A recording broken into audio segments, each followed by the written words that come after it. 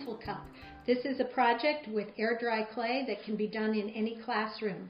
We need to start with a slab of clay. Most of your clay will come as a block like this. So how do we cut it into a slab? Our tools first. This is a slab cutter. It's a little pricey from the ceramic supply store, but it does cut nice even slabs. This is a less expensive version. It's a cake cutter from a craft store.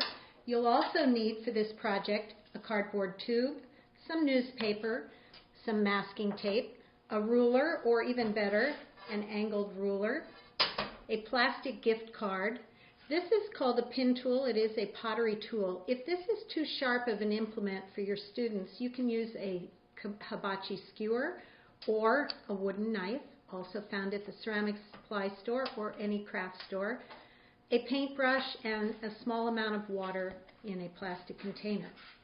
So let's make our slab first. I do have a slab here to show you what it's going to look like. We'll use this slab cutter or the cake cutter from the craft store, and we will just cut a thin slice. This is a great way to cut a slab, but it's not very even, and generally I cut it thicker than I want it to be. So I've made this tool that is a wooden board with a piece of canvas over it and 2 yardsticks that are stapled down. So what we'll do first is just throw the clay gently back and forth on this tool, this slab roller tool.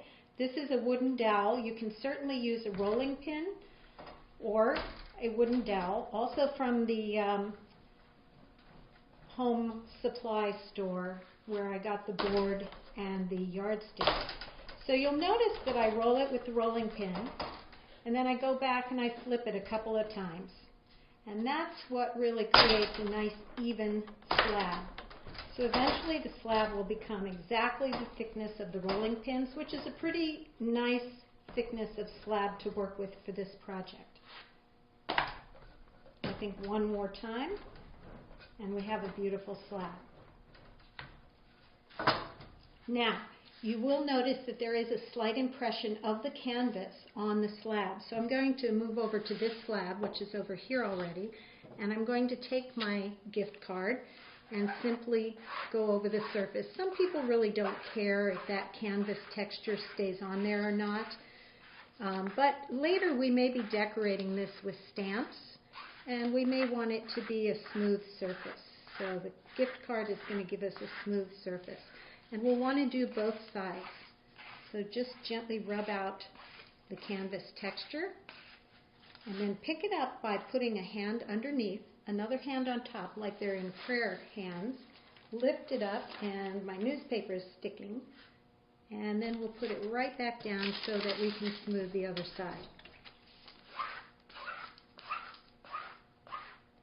That way we have 2 really nice smooth surfaces, both the inside and the outside. And I have some edges of this one that I'm not going to use that are a little less smooth. So we'll work around that. The next thing I need to do is wrap some newspaper around my tube. So this one's already pre-cut, which is handy. I'm going to line up the bottom edge of the newspaper with the bottom edge of the tube and bring it around. And what you want to do is tape the newspaper to itself, not to the tube.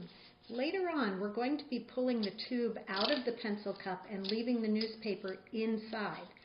So we don't want the newspaper attached to the tube, just around it, just like that. All right, let's get our clay ready to roll around this tube. I'm going to use an angled ruler to cut 2 sides at a right angle. If you don't have an angled ruler, you can certainly take a piece of paper and lie it on there, and then you can cut a right angle with a piece of paper. And we can extend this a little bit so I can cut all the way to the edge.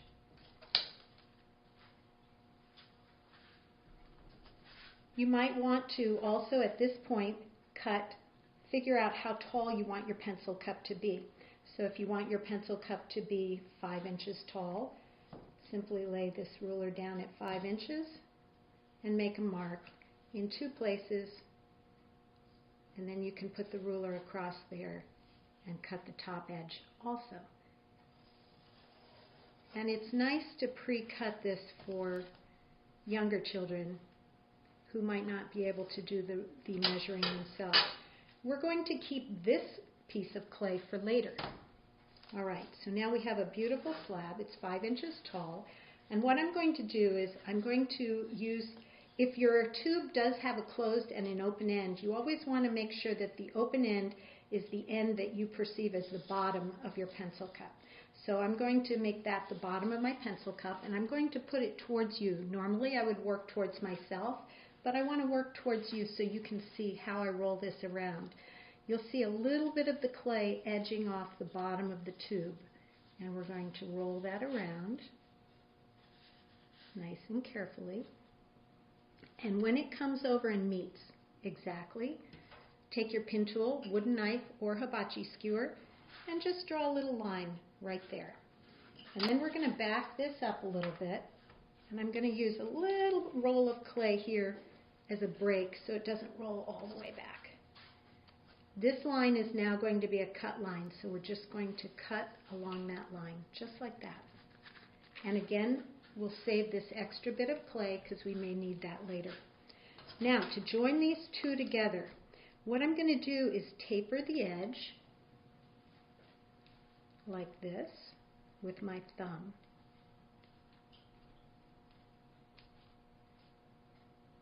So I've got a slope going down. Then I'm going to use my other thumb, the one that's on this side of the clay, and taper this edge down so it's like a slope.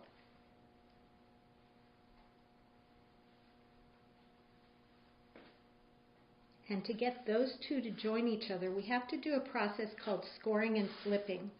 Normally I use my pin tool, but I want to show you that the hibachi stick will work just fine to make little scratch marks all across that slope, both on this edge and on this edge.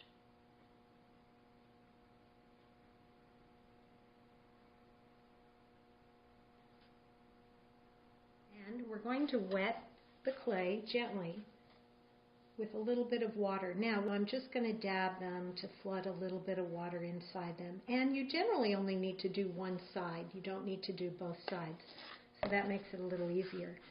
Now I'm going to take the tube and press down as I roll it across the seam, and the tube itself becomes what binds the two together. So by the time you lift it off, you have a nice, beautiful seam, and you can take your plastic gift card. I'm just going to clean the old clay off of it from when I took the canvas texture off, and I'm going to curve it a little bit in my fingers and run it up the side, and it will make that seam virtually disappear, just like that. You can run over it with a finger a little bit too, until you really don't notice that seam at all.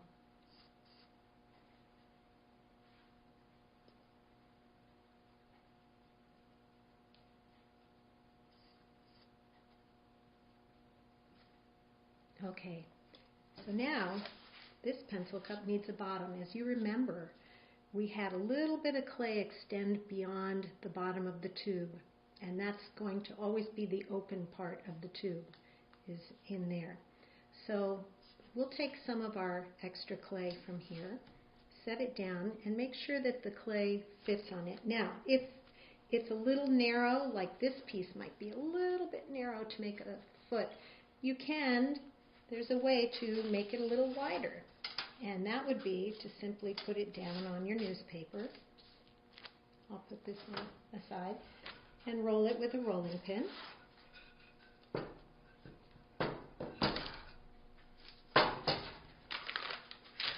And voila, it's big enough. So now that fits on there. You want this to fit on there and really fit well so that all edges extend beyond the original tube size. Now, I'm going to draw gently around the circle, but I'm not cutting. It's important when you're adding the foot or the floor of your pencil cup not to cut it out in a circular shape. First attach it in the square shape and then we'll cut it. That way we'll have enough left over to get a nice seal between the foot or the bottom and the tube. So just like before, I'm making these little score marks all the way around, and I'm using my drawn circle as a guide where to make them. And here too. And have your students be really generous with these scoring marks. You know, they shouldn't be spaced too far apart. They should be close together. And they can be messy.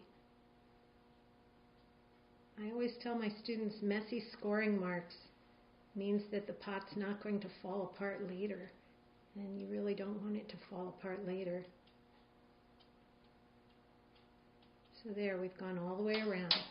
I'm going to just pull the tube back a little. You can see how I can back the tube away from that edge. And I also want to make sure that the newspaper doesn't come down over the edge, because then it might get in between the walls here, the tube, and the floor. And you don't want that to happen. So just make sure that the tube is movable and the newspaper is not in the way. We're going to use a little water like we did before. And again, we're going to dab it in those lines and flood them. We're not going to brush across it because we don't want to heal them over. We just want to flood them.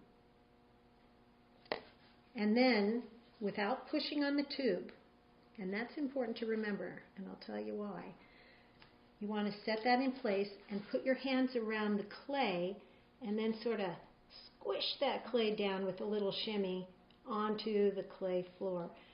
The reason you don't want to push the tube is because if you push the tube, it's going to cut through the floor and it's going to act like a cookie cutter and cut a big hole in your floor, and you don't want that to happen. So now, using any of these three tools, we're going to cut away everything but maybe just a little bit past where it should be. So leave yourself just a little extra and cut all the way around, just a little extra. And like I said, any of these tools work equally well to do this. And this is all extra clay. Then I'm going to take a finger, and with the fingernail down at the floor, I'm going to just rub that bottom edge, that little extra edge that I left all the way around. I'm going to rub it up into the pot really gently. This creates my seal. Now, if you are making this out of clay that fires in a kiln, this will ensure that you've made a vessel that will actually hold water once it's fired. Okay, so that is sealed all the way around. Now let's go back to that gift card one more time and use the right angle of the gift card to just smooth that out and take away that little bit of clay that's fanning out at the bottom. It kind of fans out at the bottom like a tree trunk, and we want it to just go straight.